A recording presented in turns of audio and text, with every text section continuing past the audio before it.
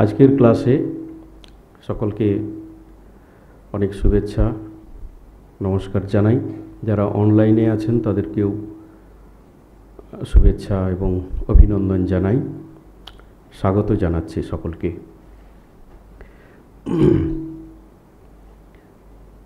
ওম তব কথামৃতম তপ্ত জীবনম কবিবিরীডিতম কল্মষাপহম শ্রবণমঙ্গলম শ্রীমদাততম ভুবি গৃহণন্তি ये ভুরিদা জনঃ।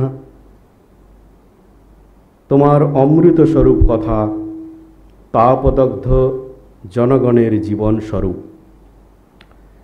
কল্মষাপহম সকল পাপের বিনাশক।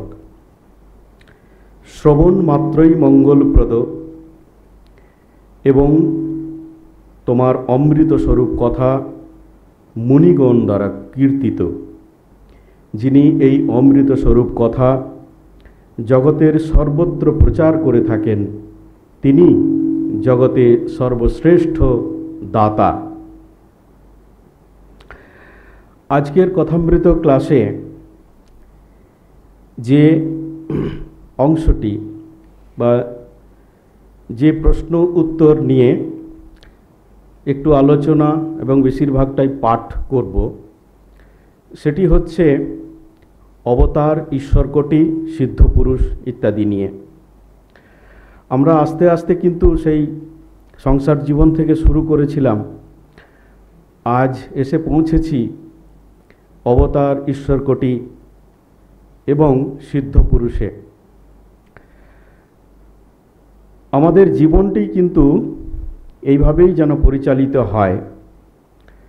সংসার জীবন থেকে আস্তে আস্তে একটি ধারার মধ্য দিয়ে প্রবাহিত হতে হতে সাধন ভজন ধারা, যদিও সেটি আমরা একদিন ওই সিদ্ধপুরুষ অবস্থায় পৌঁছে যাব, এটি হচ্ছে আমাদের জীবনের লক্ষ্য এবং এই লক্ষ্যে পৌঁছনোই আমাদের সাধন,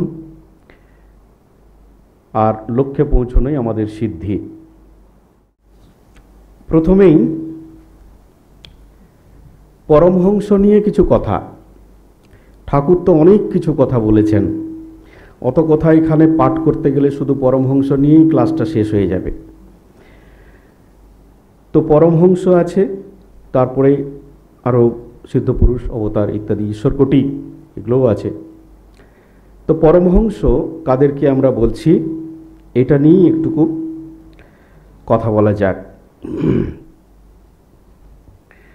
পরমহংস বলতে আমরা বুঝি সাধারণভাবে যে আমাদের একটি মনে ধারণা আছে, খুব যদি তলিয়ে দেখি তখন দেখতে পাই যেন পরমহংস বলতে বোঝা যায় যেন মাথাতে তার জটা থাকবে, একটা কমণ্ডলু নেবে, গায়ে ভস্য মাখা, আর তিনি যেখানে সেখানে তীর্থস্থানে সব জায়গায় ঘুরে বেড়াবেন। সাধারণ ধারণা থেকে বলছি এটি। কিন্তু পরমহংসের কতকগুলি লক্ষণ আছে এবং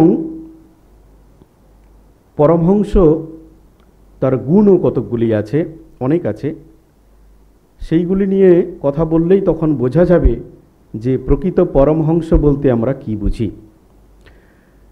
ঠাকুরের সম্বন্ধেই একটু বলে নেওয়া যাক যে যখন মাস্টারমশাই প্রথম দর্শনে গেলেন বরানগর থেকে সিদ্ধেশ্বরকে নিয়ে, তো সিদ্ধেশ্বর কি বললেন যে গঙ্গার ধারে একটি ভালো বাগান আছে, সাজানো মন্দির আছে, আবার সেখানে একজন পরমহংস থাকেন। তো তারা গেলেন খুঁজতে খুঁজতে সেই বাগানটি খুব সুন্দর, সাজানো গোছানো, মন্দির খুব সুন্দর, আর মন্দিরের যে কোর্টইয়ার্ড, যে মন্দির প্রাঙ্গণ, তার একটি কোণে একটি ঘরে একজন ব্যক্তি আছেন। যখন মাস্টারমশাই শুনেছিলেন যে পরমহংস সেখানে একজন থাকেন, তখন তার ধারণা হয়েছিল ওই রকম যে সেই পরমহংসের বুঝি জটা থাকবে গায়ে ভস্য থাকবে এবং তিনি ওই কমণ্ডলু ইত্যাদি চিমটে টিমটে নিয়ে ইত্যাদি থাকবেন আর কি। পরবর্তীকালে আমরা দেখেছি যে যখন ঠাকুর মাস্টারমশাইয়ের কাছ থেকে জানলেন যে মাস্টারমশাই বিদ্যাসাগর মহাশয়ের স্কুলে মাস্টারি করেন, তখন ঠাকুর বলেছিলেন যে বিদ্যাসাগর মহাশয়ের সঙ্গে তিনি একবার দেখা করতে চান। মাস্টারমশাই বিদ্যাসাগর মহাশয়কে গিয়ে বললেন এই খবরটি। তো বিদ্যাসাগর মহাশয় রাজি হলেন, বললেন একদিন বিকেল 4টের দিকে তাকে নিয়ে এসো। তারপর একটি প্রশ্ন জিজ্ঞেস করেছিলেন যে তিনি কেমন পরমহংস। মাস্টারমশাই বলেছিলেন তিনি পালিশ করা চটি জুতো পরেন, লাল পেড়ে কাপড় পরেন, জামা পরেন, আবার একটি ঘরে তক্তপোষ আছে, সেখানে বিছানা পাতা মশারি আছে, সেখানে তিনি থাকেন। তবে একটি কথা আছে, তিনি ঈশ্বর বই অন্য কিছু জানেন না। এই পরমহংসর কথা বলেছিলেন বিদ্যাসাগর মহাশয়কে। তো মাস্টারমশাইয়ের এই ধারণাই ছিল, যেদিন প্রথম দর্শন করতে যান ঠাকুরকে, সেই পরমহংসকে দর্শন করতে যান, গিয়ে কি দেখলেন, তিনি একজন সাধারণ মানুষের মতো একটি ঘরে বসে আছেন, আর অনেকগুলি ভক্ত তার কাছ থেকে উপদেশ শুনছে, যেন সুখদেব ভক্ত সঙ্গে সেই ভাগবত কথা পাঠ করছেন, বলছেন। এটি মাস্টারমশাইয়ের উপলব্ধি হয়েছিল। তো এই হচ্ছে পরমহংস। বাহ্যিক কোনো লক্ষণ তার মধ্যে তেমন কিছু দেখা যায়নি, জটাও নেই, গায়ে ভস্যও নেই, কমণ্ডলও নেই, চিমটাও নেই। তিনি কাপড় পরেন, জামা পরেন, আবার লাল পেড়ে কাপড়, চটি জুতো পালিশ করা, আবার তিনি যে ঘরে থাকেন সে বিছানা পাতা আছে, বালিশও আছে, মশারিও আছে। অদ্ভুত ধরনের একটি মানুষ, কিন্তু একটি আছে যে তিনি ঈশ্বর বই অন্য কিছু জানেন না। এই রকম পরমহংস ঠাকুর। এই পরমহংসের কতকগুলি লক্ষণ আছে। বলছেন যে তিনি বালকের মতো, তার বালকের নেই চলন, মুখে এক একবার হাসি যেন ফেটে পড়ছে আনন্দে, কোমরে কাপড় নাই, দিগম্বর, চোখ আনন্দে ভাসছে। সমস্ত লক্ষণগুলি কিন্তু ঠাকুরের মধ্যে বিদ্যমান ছিল। ঠাকুর নিজেই বলেছেন যে পরমহংস বালকবৎ, উন্মাদবৎ, পিশাচবৎ, এবং তিনি প্রত্যক্ষ করেছেন সেই পিশাচবৎ পরমহংস পূর্ণ জ্ঞানীর সঙ্গে তিনি সাক্ষাৎ করেছেন, কথাও বলেছেন। আবার বলছেন যে পরমহংস কাকে বলি, পরমহংস তাকে বলি দুধে এবং জলে মিশে থাকলে যে দুধটি নিয়ে জলটি ফেলে দেয়, চিনিতে বালিতে মিশেল থাকলে বালিটি ফেলে চিনিটি নিতে পারে, তিনি হচ্ছেন পরমহংস। অর্থাৎ এই কথাটির মধ্য দিয়ে বোঝানো হচ্ছে যে সংসারের যে অসারত্ব, সেইটিকে তিনি ত্যাগ করে সংসারের যে সার অংশ, সেই ঈশ্বর পরমেশ্বর ভগবানকে নিয়ে তিনি থাকেন। যেমন বলা হয় শাস্ত্র বালিতে চিনিতে মেশা আছে, শাস্ত্রের সার অংশটি নিয়ে অসার অংশটি বাদ দিতে হয়।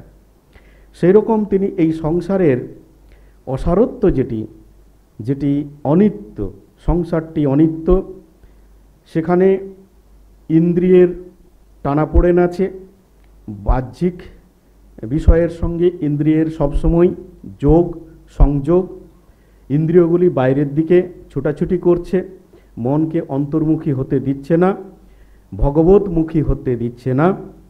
সেই যে সংসারের অসারত্ব, সেটিকে তিনি পরমহংস যিনি, তিনি ফেলে দিতে পারেন, জলটিকে ফেলে দিয়ে দুধটিকে নিতে পারেন, বা বালিটি ফেলে দিয়ে চিনিটি নিতে পারেন। এই পরমহংস। পরমহংস অবস্থায় যেমন সুখদেব,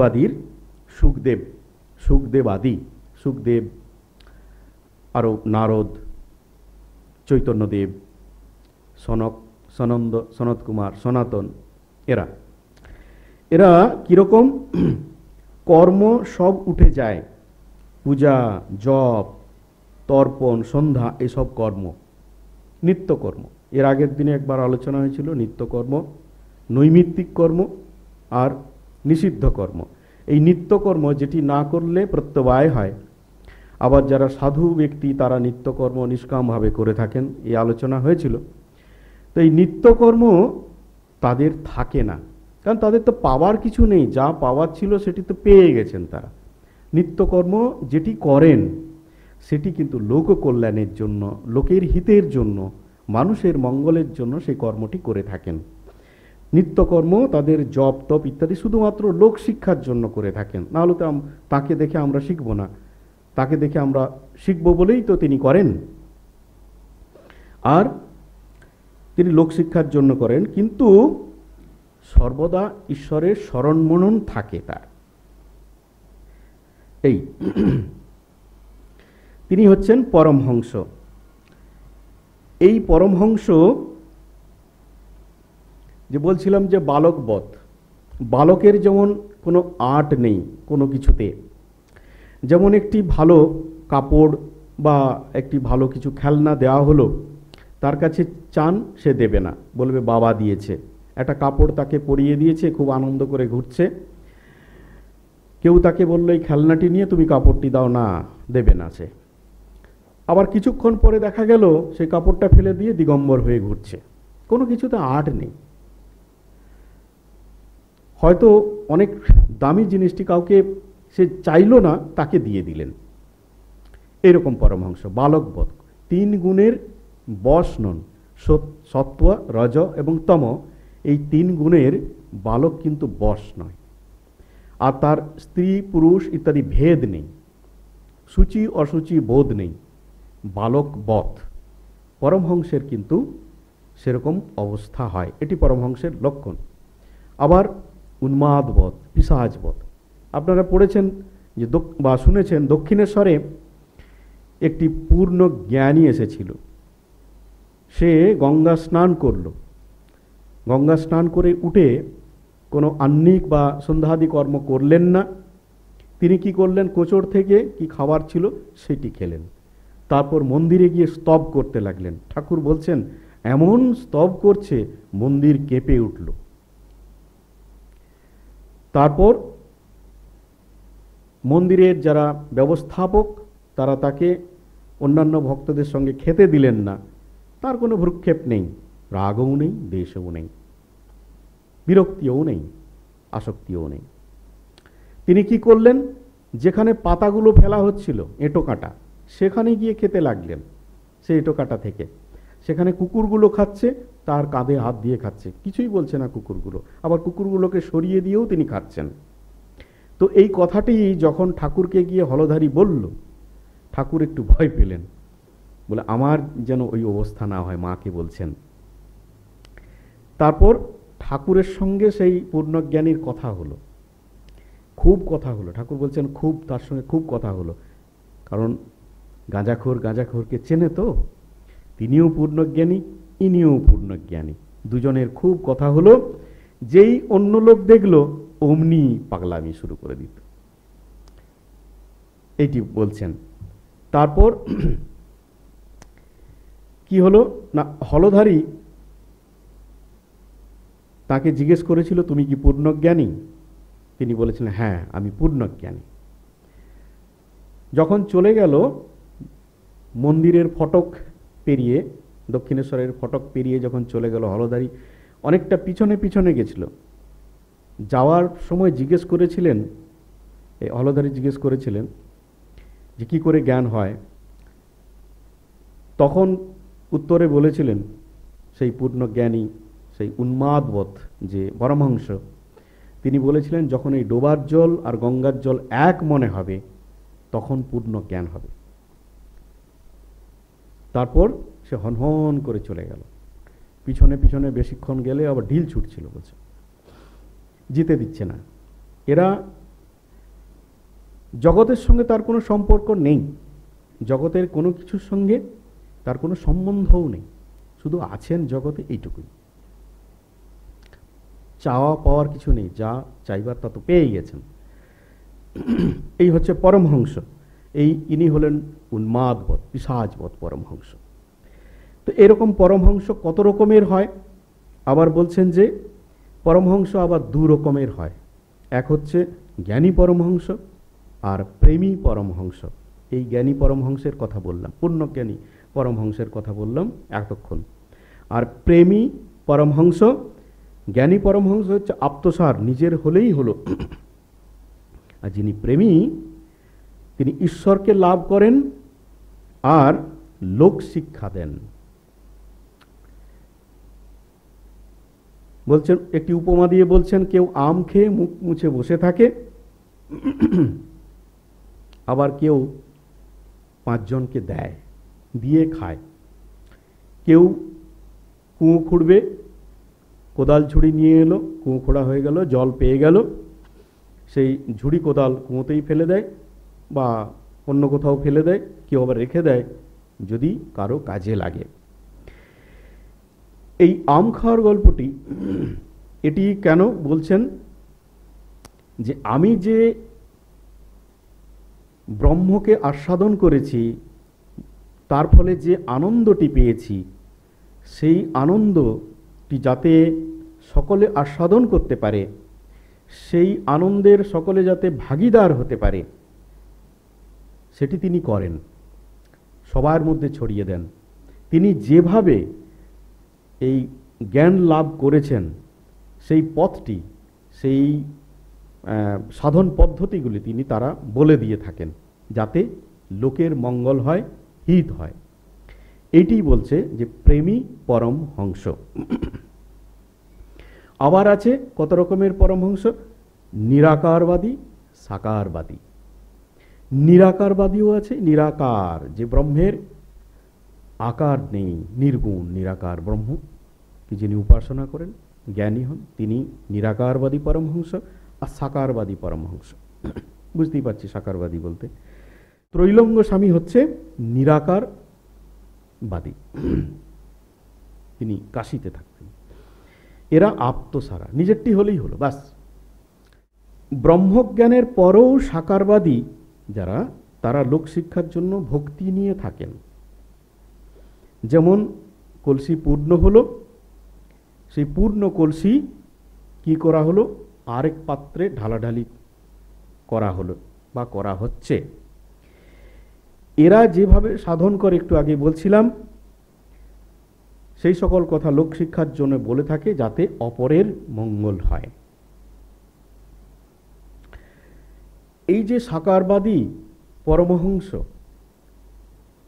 আমরা দেখেছি চৈতন্যদেব ছিলেন প্রেমী সাকারবাদী পরমহংস, তিনি ভক্তের আমি রেখেছিলেন।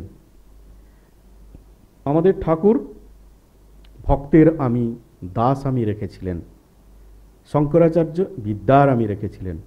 সুখদেবও কিন্তু বিদ্যার আমি, জ্ঞানের আমি রেখেছিলেন, এ জগতে প্রচার করেছিলেন। নারদ ভক্তির আমি, দাস আমি রেখেছিলেন, যে জগতে লোক শিক্ষা দিয়েছিলেন। তারা হচ্ছেন সাকারবাদী, আবার প্রেমী পরমহংস। তো পরমহংস যিনি, তিনি কেমন হন? অনেকগুলো গুণের কথা পড়লাম। তিনি 3 গুণের অতীত, সত্য রজতম 3 গুণের অতীত। অতীত অর্থাৎ 3 গুণের দ্বারা তিনি বশ নন। 3 গুণ তাকে বশীভূত করতে পারে না, বরঞ্চ 3 গুণেই তার দ্বারা বশীভূত হয়। বরং তো 3 গুণের দ্বারা তিনি বশীভূত নন। বল 3টি গুণ ভিতরে আছে, আবার নেই। আছে মানে আছে, কিন্তু নেই কথার অর্থ হলো যে 3 গুণের দ্বারা তিনি বশীভূত নন। তিনি বালক, আচ্ছা, কোনো গুণের বশ নয়, একটু আগে বলছিলাম। তাই পরমহংসরা কি করে ছোট বাচ্চাদের কাছে রাখে, সেই ভাবটিকে আরোপ করার জন্য। পরমহংস সঞ্চয় করে না। ওই পরমহংসের কথা একটু ভাবুন, কে দিল না দিল, কোথায় খাবে এর পরে, কোনো ঠিক ঠিকানা নেই, সঞ্চয় করে না। পাপ পুণ্য বোধ কেমন জানো, পরমহংস অবস্থায় তিনি দেখেন, কি দেখেন, তিনি অর্থাৎ ভগবানই সুমতি দেন, কুমতি দেন, সব কিছু করেন। পরমহংস দেখে এসব তার মায়ার ঐশ্বর্য। কোনগুলো? সৎ অসৎ, ভালো মন্দ, পাপ পুণ্য, এগুলো হচ্ছে মায়ার ঐশ্বর্য। এই মায়া সম্বন্ধে একটু আধটু বলে নেওয়া ভালো। আমি কিছু কিছু কালেকশন করেছি, খুব সামান্য যদিও, স্বামীজির বক্তৃতা থেকে। মায়াটা কি? সব জায়গায় অনির্বচনীয় বলা হয়েছে, না সৎ না অসৎ, আবার কোথাও বলা হচ্ছে একে বাক্য দ্বারা বর্ণনা করা যায় না। স্বামীজি বলছেন স্টেটমেন্ট অফ ফ্যাক্টস, ইহাই মায়া। তো সেরকম একটু যদি আমি আপনাদেরকে বলি, মন্দ হবে না। বলছে দেশ কাল নিমিত্তের অধীন, ইহাই মায়া। সবই, এই জগৎ সংসার সবই কিন্তু দেশ কাল নিমিত্ত, এর অধীন, ইহাই মায়া। বোঝা খুব কঠিন যদিও। বাস্তবের বর্ণন মাত্রকে মায়া বলে, স্টেটমেন্ট অফ ফ্যাক্টস, এটা অন্য কথা যদিও, কিন্তু মায়া কতগুলো ঘটনার কথা বলি, তাহলে হয়তো একটু বোঝা যাবে। অনেক জায়গায় বলা হয়েছে মায়া একটি উপলব্ধির ব্যাপার। এটাকে ঘটনা দ্বারা যদি বর্ণনা করি তাও বোঝা খুব কঠিন আছে।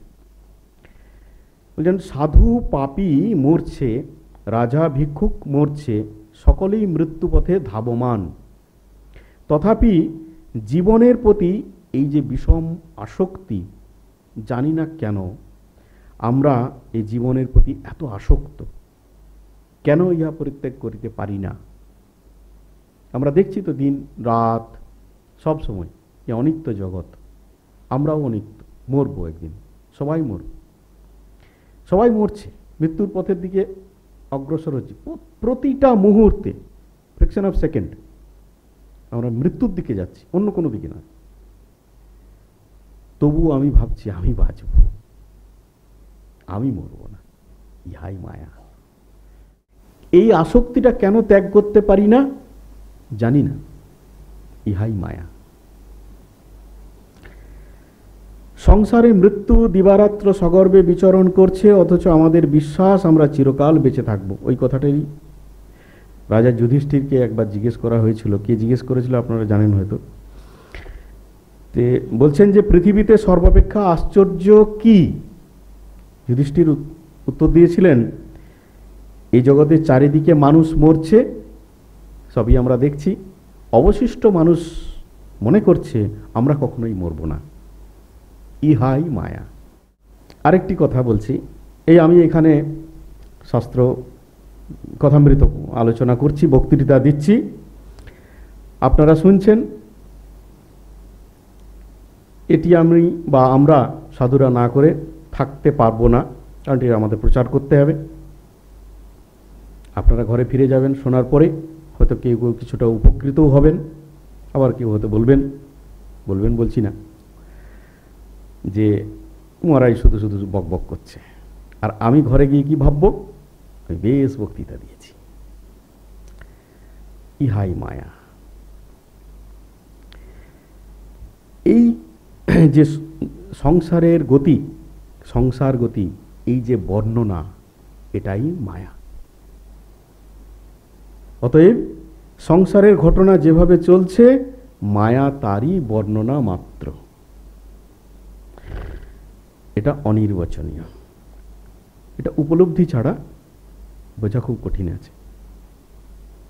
সবই মায়া, এরপরে আসি শুদ্ধাত্মার কথা। শুদ্ধ আত্মা, শুদ্ধাত্মা, শুদ্ধাত্মা কেমন? শুদ্ধাত্মা নির্লিপ্ত। নির্লিপ্ত কথাটার অর্থ আমরা জানি কেমন। বিদ্যা অবিদ্যা তার ভেতর দুই আছে, তিনি নির্লিপ্ত। বায়ুতে কখনো সুগন্ধ কখনো দুর্গন্ধ পাওয়া যায়, কিন্তু বায়ু নির্লিপ্ত। এই যে বিদ্যা এবং অবিদ্যা দুটোই আছে তার ভেতর, কিন্তু তিনি নির্লিপ্ত। শুদ্ধ আত্মা যিনি, এই বিদ্যা বা অবিদ্যা দ্বারা, দুটোই মায়া, কোনটি দ্বারা তিনি প্রভাবিত নন। যেমন বায়ুতে সুগন্ধ দুর্গন্ধ দুটোই আছে, বায়ু কিন্তু প্রভাবিত নয়। আছে বায়ু, তার দ্বারা এফেক্টেড নয়। বায়ু কিন্তু নির্লিপ্ত। এরা হচ্ছে শুদ্ধ আত্মা। একটি উপমা দিয়ে বলছেন, গল্প দিয়ে বলছেন, ব্যাসদেব যমুনা পার হবেন, তীরে এসে দাঁড়িয়ে আছেন। সেখানে অনেকগুলি কারা এসছেন? গোপীরা এসেছেন। তারা দুধ, ক্ষীর, দধি, ননি ইত্যাদি বিক্রি করতে যাবেন। তো যমুনাতে বন্যা, পেরোতে পারছেন না। তখন ব্যাসদেবকে বললেন, প্রভু কি হবে? তো ব্যাসদেব বলছেন, আমার অনেক খিদে পেয়েছে, বেশ খিদে পেয়েছে। তখন এরা কি করলো, ওই তাদের কাছ থেকে ক্ষীর, ননি ইত্যাদি ব্যাসদেবকে খেতে দিলেন। বেশ খাওয়া দাওয়ার পরে বেশ তৃপ্তি বোধ করছেন। তারপরে বলছেন, যমুনাকে সম্বোধন করে বলছেন, হে যমুনে, আমি যদি কিছু না খেয়ে থাকি তাহলে তোমার এই যে জল দুটো ভাগ হয়ে যাবে, মাঝখান দিয়ে যে পথ হবে সেই পথ দিয়ে আমরা ওপারে চলে যাব। যেই বলা অমনি যমুনার জল দুটো ভাগ হয়ে গেল, মাঝখান দিয়ে সবাই পেরিয়ে চলে গেলেন ওপারে।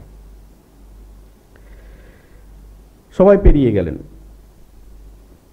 তো এই যে এখানে নির্লিপ্তের কথাটি কি আসছে, শুদ্ধ আত্মাদের কথাটি কি আসছে? যে আমি খাইনি, এই যে কথাটা বললেন, আমি যদি কিছু না খেয়ে থাকি, আমি তো খাইনি। ব্যাসদেব বলছেন, এর মানে যে আমি শুদ্ধ আত্মা, নির্লিপ্ত, প্রকৃতির পার। আমার ক্ষুধা নেই, তৃষ্ণা নেই, মৃত্যু নেই, জন্ম নেই, অজর অমর সুমেরুবৎ। আমরা নির্লিপ্ত আত্মা, আমি। এখানে ব্যাসদেব কোন আমির কথা বলছেন? কাঁচা আমির কথা বলছেন না। সেই আত্মা যিনি পাকা আমি, তার উপর তিনি প্রতিষ্ঠিত। তাতে তিনি প্রতিষ্ঠিত, তার উপর নয়, তাতে তিনি প্রতিষ্ঠিত। সেই আত্মার কথা তিনি বলছেন। সেই আত্মাতে তিনি প্রতিষ্ঠিত হয়ে বলছেন যে আমি যদি কিছু না খেয়ে থাকি, কে খেয়েছে? শরীর খেয়েছে। তো আমি তো খাইনি, সেই আত্মা তো খাই না। দ্বিতীয় অধ্যায়ের আত্মার যে স্বরূপের কথা বলা হয়েছে, নৈনম ছিন্দন্তি শস্ত্রাণি নৈনম দহতি পাবকঃ ন চৈনম ক্লেদয়ন্তি আপো ন শোষয়তি মারুত। নৈনম ছিন্দন্তি শস্ত্রাণি, শস্ত্র যা হাত দিয়ে ব্যবহার করে, যে অস্ত্রগুলো আমরা বাংলায় বলি অস্ত্র, হাত দিয়ে যেটা ব্যবহার করা হয় এটা শস্ত্র, তাকে ছেদন করতে পারে না। দহতি পাবক, আগুন তাকে দহন করতে পারে না। জল তাকে আর্দ্র করতে পারে না, ভিজাতে পারে না। বায়ু তাকে শুষ্ক করতে পারে না।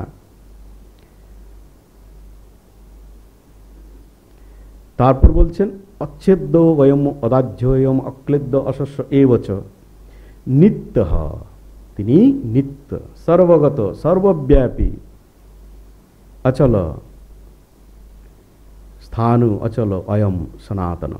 অচল নিশ্চল, স্থাণু এক জায়গায় স্থির, সনাতন চিরন্তন, শাশ্বত। তাহলে তিনি কি? অব্যক্ত অয়ম, অচিন্ত অয়ম, অবিকার্য অয়ম উচ্চতে। অব্যক্ত, যাকে ব্যক্ত করা যায় না।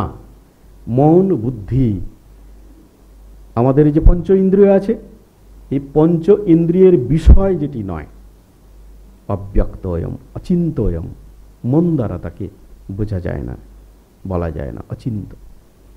অবিকার্য, বিকার যার নেই, ক্ষয় নেই, ব্যয় নেই, তিনি অক্ষয়, অমর, সুমেরুবৎ। এই যে বলছেন জন্ম নেই, মৃত্যু নেই, অক্ষয়, সুমেরুবৎ। এটি হচ্ছে আত্মার স্বরূপ। তো তিনি বলছেন যে আমি যদি কিছু না খেয়ে থাকি, মনোবুদ্ধি অহংকার চিত্তানি নাহম, ন চ শ্রোত্র জিহ্বে, ন চ ঘ্রাণ নেত্রে, ন চ ব্যোম ভূমি, ন তেজো ন বায়ু, চিদানন্দ রূপ শিবোহম শিবোহম। মন বুদ্ধি অহংকার চিত্ত নি চিত্তানি নাহম, ন চ শ্রোত্র জিহ্বে ঘ্রাণ নেত্রে, আমি নই। ব্যোম আকাশ, ভূমি আমি নই, তেজ নই, বায়ু নই, চিদানন্দ রূপ শিবহম, নির্লিপ্ত আত্মা, চিদানন্দ রূপ, সচ্চিদানন্দ রূপ আমি। তো মন বুদ্ধি চিত্ত অহংকার আমি নই। তো কে খেয়েছে? দেহ। মন বুদ্ধি চিত্ত অহংকার দেহ, সে তো খেয়েছে, তার তৃপ্তি হয়েছে দেহের। আত্মা নির্লিপ্ত, অবিকার। আমি এই দেহ মন নই, আমি আত্মা। সেই জন্য এই শুদ্ধ আত্মারা, তাদের কথার জোর, মনের শক্তি অনেক বেশি, তারা যেটা বলেন সেটা ফলে যায়। তো সেই জন্য বলছেন যে আমি খাইনি, মানে এই আমার দেহ মন, এই পঞ্চ ইন্দ্রিয়ের তৃপ্তি হয়েছে ওই খাদ্য দ্বারা। আমি যে আত্মা, আমি নির্বিকার, আমার জন্ম নেই, মৃত্যু নেই, অব্যয়, অক্ষয়, অবিকার। তো আমি তো খাইনি, সেই আমি তো খাইনি। অতএব যমুনাকে যখনই এই কথাটি বলা হয়েছে, তখনই সে দুভাগ হয়ে গেছে। এটি হচ্ছে শুদ্ধ আত্মাদের প্রকৃতি। তারা সর্বদাই সেই আমির সঙ্গে এক হয়ে আছে। এরপরে আসছি ঈশ্বর কোটি, জীব কোটি ইত্যাদি নিয়ে। ঈশ্বর কোটি আর জীব কোটি, অবতার আর অবতারের অংশ, এদের বলে ঈশ্বর কোটি। আর সাধারণ লোকদের বলে জীব কোটি। যারা জীব কোটি, তারা সাধনা করে ঈশ্বর লাভ করতে পারে, তারা সমাধিস্থ হয়ে আর ফেরে না। আর যারা ঈশ্বর কোটি, তারা রাজার বেটা, সাততলার চাবি তাদের হাতে, তারা সাততলায় উঠে যায়, ইচ্ছামতো নেমে আসতে পারে। জীব কোটি কেমন? যেমন ছোট কর্মচারী সাততলা বাড়ির খানিকটা যেতে পারে, ওই পর্যন্ত। সুন্দর উপমাটি দিয়েছেন ঠাকুর, বুঝতে বেশ কিছু কষ্ট হবে না, অসুবিধে হবে না। কিন্তু এই নিয়ে আমরা সন্তুষ্ট থাকতে চাই না, আমাদের একটু আলোচনার প্রয়োজন আছে। অবতার আর অবতারের অংশ। অবতার বলতে আমরা কি বুঝি? আমরা তো ঠাকুরকে দেখছি যে অবতার তিনি। যখন পরব্রহ্ম, শুদ্ধ ব্রহ্ম, তার দ্বারা কোনো সৃষ্টি স্থিতি প্রলয় ইত্যাদি হয় না, নিরাকার নির্গুণ, তিনি ব্রহ্ম।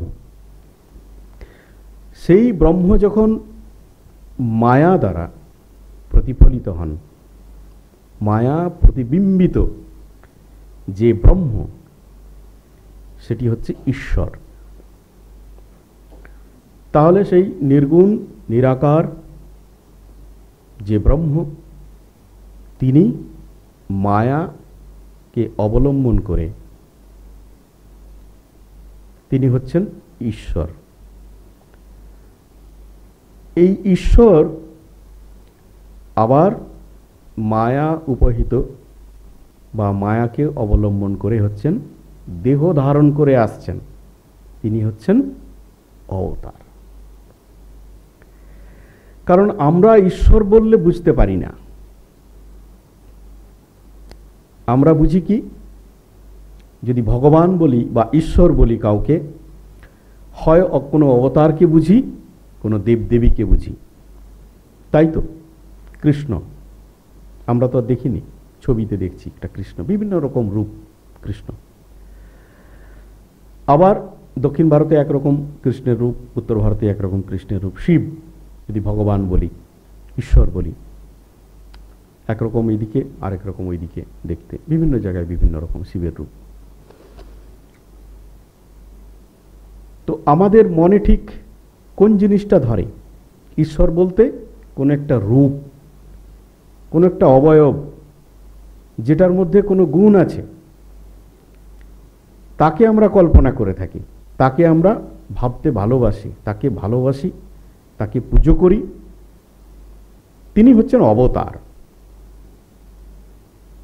ঈশ্বরকে আমরা জানি না, অবতারকে জানি, কারণ আমাদের মন ঈশ্বরকে ধরতে পারে না।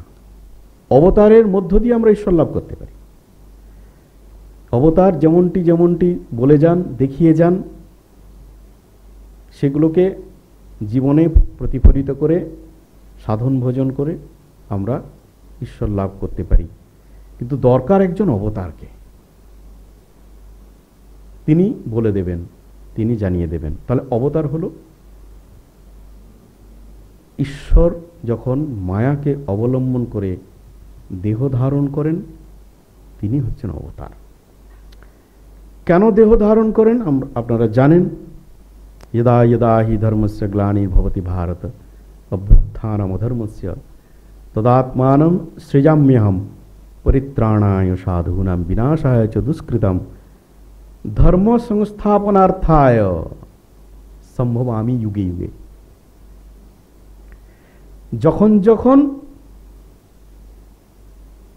ধর্মের গ্লানি হয়, অধর্মের অভ্যুত্থান হয়, তখনই তখনই আমি ওই সাধু মহাত্মাদের রক্ষা করার জন্য এবং ধর্মের পুনঃপ্রতিষ্ঠার জন্য দেহ ধারণ করে আসি।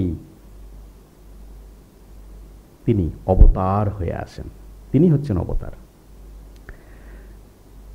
যুগে যুগে এটাই হয়ে আসছে।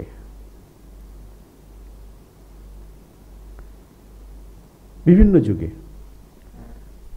এবং বিভিন্ন যুগে যেই ধর্ম সংস্থাপন করার যে কাজটি, কোনো যুগে তিনি অসুর বধ করেছেন, বিভিন্ন রকম পদ্ধতি অবলম্বন করেছেন। এই যুগে এসেছেন কি, কোনো অস্ত্রশস্ত্র ছাড়াই, শ্রীরামকৃষ্ণ অবতার রূপে। সংশয় রাক্ষস নাশ মহাস্ত্রম। আমাদের ভিতর যে সংশয়টি ছিল, ঈশ্বর আছেন কি না, যে সংশয়, এই সংশয় যে রূপ, যে রাক্ষস, তাকে নাশ করার জন্য এই যুগে এসেছেন শ্রীরামকৃষ্ণ। সব যুগেই যে অস্ত্রশস্ত্র ব্যবহার করেছেন, কাউকে বধ করেছেন তা নয়। এই যুগে কিন্তু রাক্ষস আর বাইরে নেই, ওটা আমাদের ভিতরে চলে গেছে। সেই জন্যই তিনি অস্ত্রশস্ত্র না নিয়ে এমনভাবে এলেন যে ভিতরের সংশয় রূপ রাক্ষসকে দূর করতে পারেন। এই যুগে তিনি অবতার রূপে এসেছেন। তাহলে অবতার আর এই অবতারের অংশ যারা, এদের বলছি আমরা ঈশ্বর কোটি, আর সাধারণ লোকদের বলছি আমরা জীব কোটি। তাহলে অবতারের অংশ কারা? আমরা এই যুগে দেখতে পাচ্ছি কারা?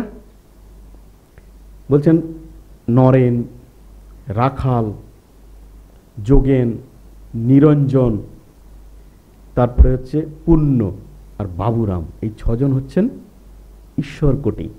ঠাকুর নিজে বলেছেন এই ছজন ঈশ্বর কোটি, এরা অবতারের অংশ। এই যুগে ঠাকুরের সঙ্গে এসেছেন।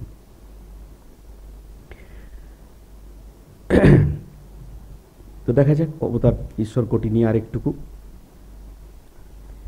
ঈশ্বর কোটি বলতে শ্রীরামকৃষ্ণ সেই সব ভক্তের কথা বলেছেন যারা প্রারব্ধ কর্মের অধীন নন এবং ইচ্ছামাত্রই মুক্ত হতে পারেন। সহজাত জ্ঞান ভক্তি নিয়ে এরা জন্মগ্রহণ করেন। ঈশ্বর লাভের জন্য এদের সাধন কেবল লোক শিক্ষার জন্য। এদের আগে ফল পরে ফুল, আগে ঈশ্বর দর্শন পরে সাধনা। অনেকেই সাধ্য সাধনা করে একটু ভক্তি হয়ে থাকে, কিন্তু এদের আজন্ম ঈশ্বরে ভালোবাসা যেন পাতাল ফোড়া শিব, বসানো শিব নয়। এতগুলি কথা পড়লাম। আমাদের যিনি স্বামীজি, জন্মসিদ্ধ ধ্যান সিদ্ধ, ঠাকুর বলছেন স্বামীজি যখন ঘুমোতে যেতেন প্রত্যেকদিন জ্যোতি দেখতেন। তো এই কথাটি তিনি কাউকে কোনোদিন বলেননি। ঠাকুর একদিন জিজ্ঞেস করছেন, হ্যাঁ রে, তুই ঘুমোবার সময় জ্যোতি দেখিস? বলে হ্যাঁ। তিনি বলেননি কাউকে। কেন? তিনি ভাবতেন, স্বামীজি ভাবতেন এটা বুঝি সকলেরই হয়, না আর এটা বলার দরকার কি আছে। তো ঠাকুর এটি জিজ্ঞেস করে যখন জানলেন তখন বললেন সব মিলে যাচ্ছে। কোথার থেকে? সেই সপ্তর্ষি মণ্ডলের ঋষিকে তিনি নিয়ে এসছেন, তো তিনি তো জানেন সব মিলে যাচ্ছে। এখন ধ্যান সিদ্ধ আমাদের স্বামীজি, এদের জ্ঞান ভক্তি সহজাত, সাধন করে আনতে হয় না, এদের হয়েই আছে, আগেই ফল হয়ে গেছে। যেমন লাউ কুমড়ো, আগে ফল পরে ফুল, আগে ঈশ্বর দর্শন পরে এরা সাধনা করে। সেই সাধনাটা আবার কেন করেন? লোক শিক্ষার জন্য করে থাকেন। আর ইচ্ছা মৃত্যু। ম্যাড্রাস মঠে শশী মহারাজ ধ্যান করছেন, যেন শুনতে পেলেন, শশী, শরীরটাকে থুতুর মতো ফেলে দিলাম, ফেলে দিয়ে চলে গেলাম। স্বামীজি বলছেন, পরের দিনে শুনলেন স্বামীজি ওই সময় শরীর চলে গেছে। এরা এইরকম, এরা হচ্ছে ঈশ্বর কোটি। শ্রীরামকৃষ্ণ বলছেন অবতার ও অবতারের অংশ এদের ঈশ্বর কোটি, সাধারণ লোক যারা তারা হচ্ছে জীব কোটি। অবতারাদি ঈশ্বর কোটি কখনো সংসারে বদ্ধ হন না, বন্দী হন না। ওই স্বামীজির জীবনটাই যদি আমরা দেখি, আমাদের গিরিশবাবু কি বলছেন, যে মায়া দুটো লোককে বদ্ধ করতে পারেনি। এক হচ্ছে স্বামীজি, আর এক হচ্ছে বলেছিলাম এর আগে নাগ মহাশয়। যে নাগ মহাশয়কে যখনই মায়া বাঁধতে যাচ্ছেন, তিনি এত ক্ষুদ্র হয়ে যাচ্ছেন, বাঁধতেই পারছেন না, এত ক্ষুদ্র হয়ে যাচ্ছেন, ছোট হয়ে যাচ্ছেন, বাঁধা যাচ্ছে না তাকে। আর স্বামীজিকে যখন মানতে যাচ্ছেন, এত বিশাল হয়ে যাচ্ছেন স্বামীজি, যেন মায়ার দড়িতে কুলোচ্ছে না। এই দুটো লোককে বাঁধতে পারেন মায়া, এরা ঈশ্বর কোটি। তাদের আমি মোটা আমি নয়, ওই কাঁচা আমি নয়। এই আমি নিয়ে যেটা আলোচনা করলাম, বলছেন সংসারী লোকের মতো তাদের আমি মোটা আমি, যেন চারিদিকে পাঁচিল, মাথায় ছাদ, বাইরের জিনিস দেখা যাচ্ছে না। এটা সংসারীদের। অবতারাদির আমি পাতলা আমি, এই আমির ভিতর দিয়ে ঈশ্বরকে দেখা যায়। ঈশ্বর কোটির জ্ঞান ভক্তি একসঙ্গে হয়, এক আধারেই হয়। এটি চৈতন্যদেবের উদাহরণ আছে। জ্ঞান ভক্তি দুটোই। যাদের জীব কোটি তাদের বিশ্বাস সহজে হয় না, ঈশ্বর কোটির বিশ্বাস শতসিদ্ধ। কি বলে? জীব কোটি বলে হ্যাঁ বটে, কিন্তু এরকম আর কি। জীবের মহাভাব প্রেম হয় না, তাদের ভাব পর্যন্ত হয়। ঈশ্বর কোটির মহাভাব প্রেম হয়। অহৈতুকী ভক্তি ঈশ্বর কোটির হয়। অহৈতুকী ভক্তি যে কিরকম? অহৈতুকী ভক্তি হচ্ছে কোনো হেতু নেই, আমি একমাত্র ভগবানকেই চাই, আর কিছু চাই না, আমি ভগবান ছাড়া আর কিছু চাই না, আমি তাকেই ভালোবাসি, ভগবানকে পাবো বলেই ভগবানকে ভালোবাসি, ভগবানের কাছ থেকে আর কিছু পাবো, অন্য কিছু, এই মতলব আমার নেই। অহেতুকী ভক্তি, কোনো হেতু নেই। অথবা ভগবান তোমাকে আমি ভালোবাসি, আমার কিছুই দরকার নেই, আমি তোমাকে ভালোবাসার জন্যই ভালোবাসি। যেমন ওই ঠাকুরকে নরেনের ভালোবাসা মনে পড়ে? 1 মাস ধরে ঠাকুর অবজ্ঞা করে যাচ্ছেন, অবহেলা করে যাচ্ছেন, কোনো পাত্তাই দিচ্ছেন না। স্বামীজি আসেন, ঠাকুর একদিকে মুখ ফিরে অন্য লোকের সঙ্গে কথা বলেন। কিরকম উপেক্ষা! এত ভালোবাসতেন স্বামীজিকে, হঠাৎ করে এইরকম শুরু করে দিলেন। কতটা কষ্ট হয় মানুষের ক্ষেত্রে যদি হতো। স্বামীজি কিন্তু আসছেন, যাচ্ছেন, আবার তামাক সেজেও দিচ্ছেন। স্বামীজির কোনো ভূক্ষেপ নেই। 1 মাস পরে জিজ্ঞেস করছেন, হ্যাঁ রে, তোকে আমি গ্রাহ্যই করছি না, এত তোকে অবজ্ঞা করলাম, তারপরেও তুই আসছিস?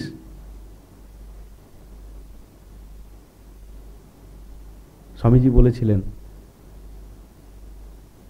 আমি আপনাকে ভালোবাসি, তাই আসি। অহেতুকী ভালোবাসা, অন্য কিছু চাই না। তুমি অবজ্ঞা করো, তুমি অবহেলা করো, তাতে আমার কি এসে যায়? আমি তোমাকে ভালোবাসি, তোমার আর কিছু আমি চাই না। ভালোবাসার জন্যই ভালোবাসি। ঈশ্বর কোটি এরা। জীবের কি হয়?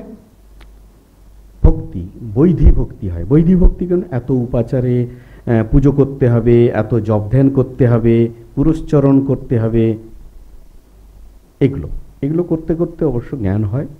জ্ঞানের পরে ওই লয় হয়ে যায়, লয়ের পরে আর ফেরে না। এদের জ্ঞান হলে ফেরে না জীবকোটির। ঈশ্বর কোটির আলাদা কথা। অনুলোম বিলোম, নেতি নেতি করতে করতে ছাদে পৌঁছয়। এটা ছাদ নয়, সিঁড়িটা ছাদ নয়, একতলা ছাদ নয়, এরকম নেতি নেতি করতে করতে যখন ছাদে পৌঁছয়, তারপরে ছাদ থেকে আবার ওঠানামাও করতে পারে এরা। যেমন জীবকোটি একবার উঠলে আর নামতে পারে না। 21 দিন পরে শরীরটা শুকনো পাতার মতো ঝরে যায়। জীবের মুক্তির চাবিকাঠি এই ঈশ্বর কোটির কাছে থাকে। সমাধির পর এরা ফেরেন, অর্থাৎ 7 তলায় ওঠার পরে এরা ফিরে আসেন। মানে কেন? মানেটা কি? যে এরা জীবের মঙ্গলের জন্য শরীরটাকে রেখে দেন। ওই যে বলছিলাম, কেউ ভক্তির আমি নিয়ে থাকে, কেউ দাস আমি নিয়ে থাকে, কেউ বিদ্যার আমি নিয়ে থাকে, জ্ঞানের আমি নিয়ে থাকে, জগতের মঙ্গল করার জন্য। নারদ দাস আমি ভক্তের আমি নিয়েছিলেন, শঙ্করাচার্য বিদ্যার আমি ছিলেন, ঠাকুর আমাদের দাস আমি ভক্তের আমি নিয়েছিলেন। শ্রীরামকৃষ্ণদেবের কাছ থেকে আমরা জানতে পারি যে ঈশ্বর অবতার ও অবতারের অংশে যারা ভিন্ন রূপ পরিগ্রহ করে আসে, তারা তাঁর ভাবটিকে বিকাশের জন্য সহায়তা করেন। আমরা দেখেছি শ্রীরামকৃষ্ণের যে ভাব, সেই ভাবটিকেই তারা বিকশিত করেছেন। ঠাকুরের এই যে 16 জন পার্ষদ আছে, প্রত্যেকটি পার্ষদ একে অপরের থেকে আলাদা, কিন্তু তাদের উদ্দেশ্যটা ঠাকুরের ভাবটি পরিপুষ্ট করা, প্রচার করা। শ্রীরামকৃষ্ণ বলছেন, আমি কেবল নিত্য থেকে লীলায় নেমে আসি, আবার লীলা থেকে নিত্যে যাই। নিত্যে পৌঁছনের নাম ব্রহ্মজ্ঞান, বড় কঠিন, একেবারে বিষয় বুদ্ধি না গেলে হয় না। সেই এক থেকে অনেক হয়েছে, নিত্য থেকেই লীলা। এই অবস্থায় অনেক চলে যায়, আবার একেও চলে যায়। যখন লীলাতে মন নামিয়ে আনেন, তখন দেখি ঈশ্বর, মায়া, জীব, জগৎ তিনিই হয়েছেন। বেদান্ত একমাত্র ঈশ্বর পুরুষের নিত্য অস্তিত্ব স্বীকার করে এবং জীব জগৎ রূপে প্রকাশিত আছেন বলে অবতার পুরুষদের নিত্য শুদ্ধ বুদ্ধ মুক্ত স্বভাব ঈশ্বরের বিশেষ অংশ সম্ভূত বলে মনে করে। এরা মহাপুরুষের লোককল্যাণকর এক একটি বিশেষ কাজের প্রয়োজন মতো জন্মগ্রহণ করেন এবং তদ উপযোগী শক্তি সম্পন্ন হয়ে আসেন এবং তাদের আধিকারিক পুরুষও বলা হয়। তাদের শক্তির তারতম্য অনুসারে কাউকে ঈশ্বর অবতার, অন্যদের নিত্যমুক্ত ঈশ্বরকোটি পুরুষ বলেও স্বীকার করা হয়। অর্থাৎ তারা অবতারের সঙ্গে আসেন। তো এই যেমন 5-6 জন ঈশ্বরকোটির কথা বললাম, রাখাল, নরেন, বাবুরাম, যোগেন, নিরঞ্জন, পুণ্য, এরা ঠাকুরের সঙ্গে এসছেন তার লীলা পুষ্টির জন্য। তাদের এক একজনের শক্তি এক এক রকম বিশেষ শক্তি বিশেষে তদ উপযোগী শক্তি সম্পন্ন হয়ে আসেন। কেউ জ্ঞান, কেউ ভক্তি, কেউ যোগের দিকটা, বিভিন্ন দিকগুলো তারা জগতে প্রচার করে যান তার লীলা পুষ্টির জন্য। তো এই হলো ঈশ্বরকোটির সম্বন্ধে কথা। এরপরে আসছে অবতার। অবতারের তো কথাই বললাম যে অবতার যিনি তারণ করেন, এক কথায়।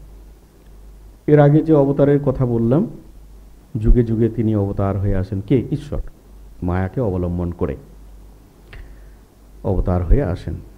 জগৎকে শেখাতে গেলে, জগতের লোককল্যাণ করতে গেলে একটা কিছু যন্ত্রের প্রয়োজন। তো সেই যন্ত্রটি হচ্ছে অবতার। তা না হলে স্বয়ং যে শুদ্ধ ব্রহ্ম, তার দ্বারা জগতের সৃষ্টি, স্থিতি এবং প্রলয় বা জগতের কোনো কল্যাণকর কাজ হয় না। সেই ঈশ্বরের সত্তাই অবতারের মধ্য দিয়ে কাজ করে। সেই জন্যই বলা হয় অবতার এবং ঈশ্বর অভিন্ন, আবার ভিন্নও বটে। কিরকম না, অবতারের জন্ম আছে, মৃত্যু আছে, রোগ শোক আছে, ক্ষুধা তৃষ্ণা আছে। মানুষের মতো তো, মানুষের রূপ ধরে আসেন। তো তো মনুষ্য জীবনের যা কিছু প্রয়োজন সবগুলি অবতারের প্রয়োজনের মধ্যেই পড়ে। কিন্তু তিনি, মানুষ হচ্ছে মায়ার বদ্ধ, মায়ার অধীন, তিনি মায়াধীশ, অধীন নন। তফাৎটা এটাই যে তার জন্ম আছে, মৃত্যু আছে, ঈশ্বরের কিন্তু ওটা নেই। কিন্তু তার ভিতর দিয়ে, অবতারের ভিতর দিয়ে ঈশ্বরের সত্তা শক্তি কাজ করছে। সেই ক্ষেত্রে অবতারও যা, ঈশ্বরও তাই, অভিন্ন। জলরাশির মাঝখান থেকে অনেক বুড়বুড়ি ওঠে, তেমনি মহাকাশ চিদাকাশ থেকে এর একটা রূপ উঠছে দেখা যায়। অবতারও একটা রূপ। অবতার লীলা সেই আদ্যাশক্তিরই খেলা। শক্তি লীলাতেই অবতার। অবতার প্রেম ভক্তি শেখাতে আসেন। অবতার যেন গাভীর বাট, দুধ বাট থেকে পাওয়া যায়। তিনি মানুষ হয়ে অবতীর্ণ হন, লোককল্যাণ করেন। তিনি হচ্ছেন অবতার। তাহলে অবতার কিভাবে আসেন, অবতীর্ণ হন, অবতরণ করেন, আর তারণও করেন আমাদের, সেটি হলো আলোচনা। আর তার গুণগুলি কেমন? মানুষের মতো। ঠাকুরের জীবনটি যারা ভালো করে পড়েছেন সবই দেখতে পাবেন। শেষ জীবনে ঠাকুর কত কষ্ট পেয়েছেন, ক্যান্সার হয়েছে, রোগ শোক সমস্ত তাকে নিতে হয়েছে। সেজন্য অবতার মানুষের মতো হয়ে আসেন। তা না হলে আমাদের কিন্তু তাকে গ্রহণ করা অসম্ভব হতো। তিনি যদি আমাদের মতো না হয়ে আসতেন, আমাদের মতো দুঃখ কষ্ট না ভোগ করতেন, তখন আমরা বলতাম কি, উনি তো অবতার, উনি তো ভগবান, ওনার কথা আলাদা।